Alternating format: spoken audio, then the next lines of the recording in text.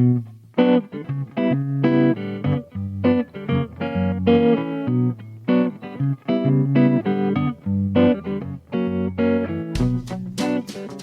and welcome to Improvisations on Growth with Madhu Einsiedler, business and life coach. My name is Adina here, Madhu's discussion companion, once again inviting you to follow us on a new journey and a new episode addressing the COVID-19 crisis. Does it feel like time is flowing slower when living in isolation? Are you a little overwhelmed by motivational quotes that maybe don't resonate anymore with you, especially during this time? Do you think that the crisis is an opportunity to grow? Explore all of these questions and more when you listen to this episode. Hello, Madhu. How are you? We're in, week 4, week 5 for you. Well, what week is it of our crisis? Hi, Adina. I think it's week 6, is it? I don't know. We probably should stop counting because I would literally need to look at my calendar. It just feels like I've been in this state like forever. Yeah. How are you doing? Does it matter what week we're in anyway? No, I agree. I think we have been in this state so long that it might not even matter anymore. It is a new normal, really. I'm starting to really agree with Einstein more and more. Like, I'm experiencing what he called, I believe, the time dilation. It's like every minute seems to stretch. Like when you're going through a black hole, you're like the spaghetti effect. I really think there's a core to it. I wouldn't have described it in that way, yet the image really speaks to me because I feel like the days are as if I would walk in mud. I'm getting a sense of heaviness. It's almost like when you're trying to run underwater. Yeah, walking underwater and walking in a sticky liquid. So, and I move through and I'm dragging my feet.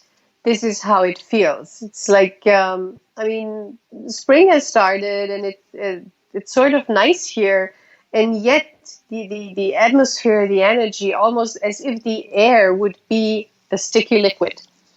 And this is how it feels. And so I'm just really tired at the end of the day. So there's like a tiredness deep in my bones. It's okay. It's okay to suffer now. It will be better. What doesn't kill you makes you stronger. And these are growing pains, Madhu.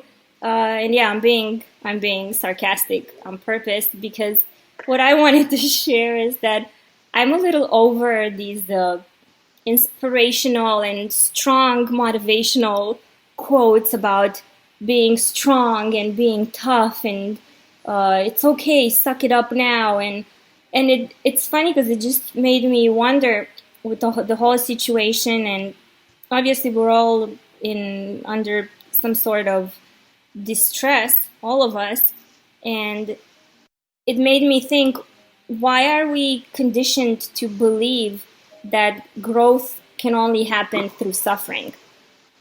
And that is a question for you as a business coach. Since I'm going through, well, I'm not suffering. There are people out there who really suffer because they have lost their job and they have no food. Yeah. May I interrupt you here? And I just want to make a point.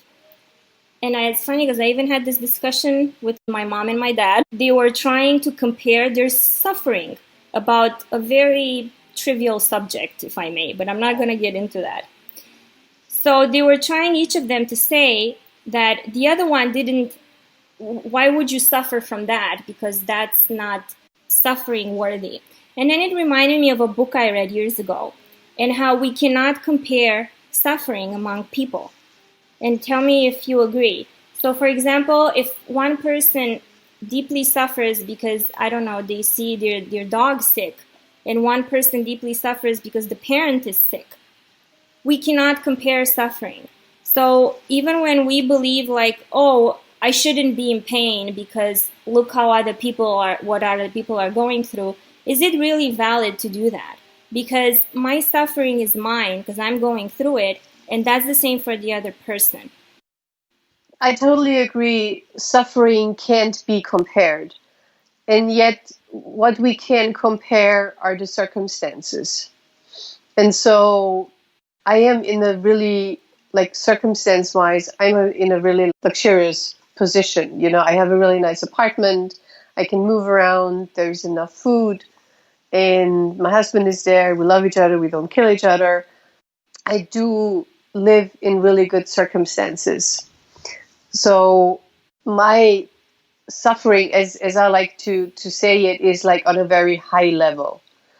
So this means I do have the luxury to feel and to think, and I have time at my hand, and I can dig deep into what are we all going through, and I can question it, I can reflect it, I can read, and I have the luxury of really looking at things or looking at the situation that we're going through. And I can use myself and my friends and my husband, my parents, my clients, I can use them as participants, so to speak. So I can look at them and see how they're dealing with the situation. Trying to make a link to your first question. So what I'm seeing is right now people are so stressed and so busy with trying to keep a sense of normality. So there is a lot of doing, trying to avoid insecurity and trying to somehow establish some sort of normal routine, and especially when you're at home with your kids. There isn't really a lot of space for feeling. And I think this is a normal reaction. And in this sense, all this positive talk that I also start seeing in the social media, I think it just totally misses the point, really. The point being, I cannot grow when I'm still trying so hard to survive. Even if it's not for a lot of people, it's not a physical survival, but it's more like, okay, I want my normal routine. I don't want to give into this crisis. Is it wrong if I'm just gonna continue on my, I think I have a curmudgeon-y attitude today. We keep on talking about growth though. And not only that, maybe this is something different for everybody, but right now, I don't want to grow. I don't want to grow. I don't want to transform. I don't want to change. I just want to do things that I love, be surrounded by people I love, feel like I live my life, and that's it. I'm tired of growth. And my point being, why do we believe in this time and age that growth means happiness? And I think that's the distinction, and this is something we got to look at. I'm not sure where you got the growth is happiness thing. Because we're so focused on it. What is the good that growth brings in us? If not, because the purpose, let's say, as a human being, right? We just want things to be better. We want to be happier. So why would we put so much effort into this whole transformation and growth when it doesn't necessarily mean that we're going to be happier tomorrow? That's actually a good question I've never thought about. I don't know. I'm on this growth journey not because I want to be more happy. I'm on this growth journey because I'm curious. I think because of my love of learning. Because I want to know how we humans tick. And I can't now remember who said it, but it was some really important psychologist. I can't remember. It was definitely a male. I can't remember his name. And he said, they like to suffer more. Nah, they just appear in literature more. They just get published and get all the recognition. He said that when we are born, our task is to become human over the course of our lives.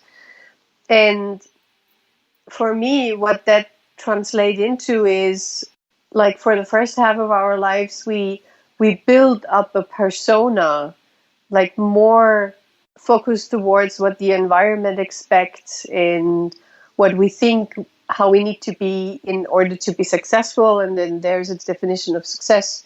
So we need money and people who like us, and we need the big house and everything. The second half, it's more about realizing who am I really, in the sense of not all these automatisms that I'm operating at, but really to feel what's happening in the here and now. And this is, and I'm tying this back to your question. I love it that you don't want to grow right now, because I think that's exactly what it is. We are now in a state of crisis, and in a crisis, it's just really difficult. You know, we are, most of us are dealing with trying to survive and making our days livable. I think all this growth talk and what we can learn from this is just way too early, because that's not what's going to happen right now.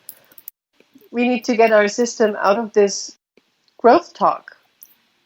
You raised your hand, but our listeners might not know is that we see each other. So I know. I feel like it's cool. I see you making funny faces and raising your hand. So tell me. Thank you for listening to a new episode of Madhu Einsiedler's Improvisations on Growth COVID-19 Crisis Law.